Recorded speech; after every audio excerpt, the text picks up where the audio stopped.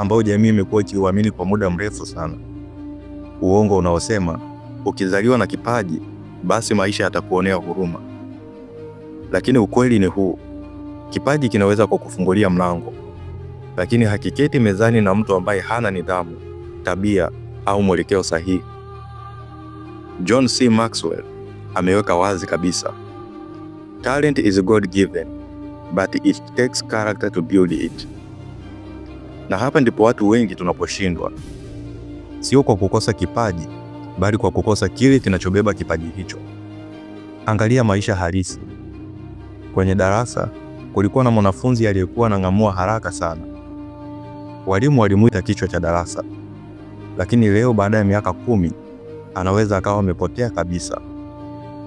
Na yule aliyekuwa wa kawaida, anayeuliza maswali mengi, anajifunza polepole lakini kwa uthabiti, leo anaweza akawa meneja, kiongozi au mfanyabiashara mkubwa.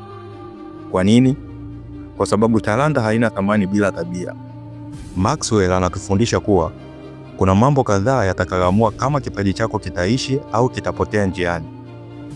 Miongoni mwa mambo hayo ni nidhamu. Kipaji bila nidhamu ni kama gari la kifahari lisilo na dereva, litaishia kugonga ukuta. Nidhamu ni kufanya kile unachopaswa kufanya hata pale ambapo hisia zako hazitaki. Ndio maana Aristotle alisema kwamba we are what we repeatedly do. Excellence then is not an act but a habit. Ni rahisi sana kusikia mtu akisema yule ana kipaji lakini ana kiburi.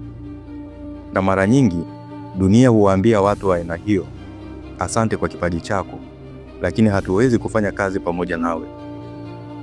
Mtazamo mzuri unaweza kukufikisha mbali zaidi kuliko kipaji kikubwa kisicho na unyenyekeo.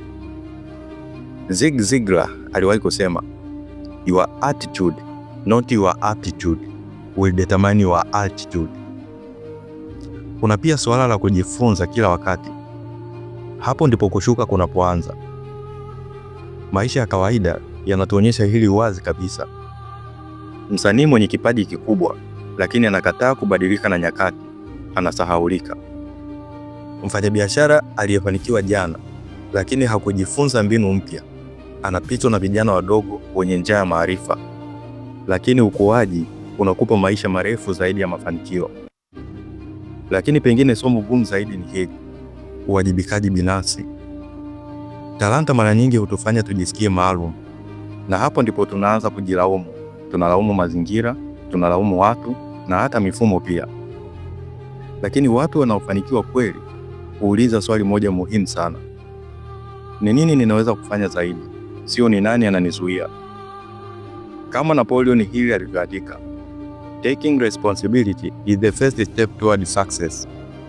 Kipaji chako kipo, ndio, lakini je, unakisimamia? Je, unakilinda dhidi ya uvivu, kiburi au visingizio?